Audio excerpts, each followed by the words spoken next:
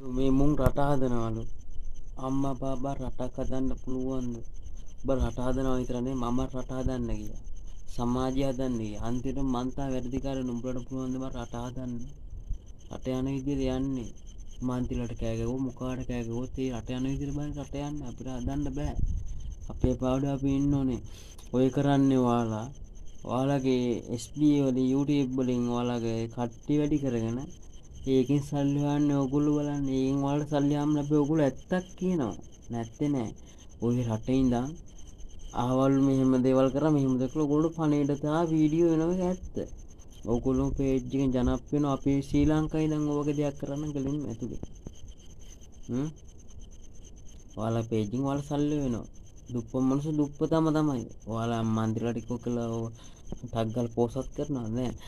99%ක්ම ඉන්නේ දුප්පත් කට්ටිය. පෝසත් කට්ටිය ඉන්නේ එකයි. ඒ කියන්නේ මම කියන්නේ ආදර්ශයක් වශයෙන්. රට හදන්න බෑ අපිට.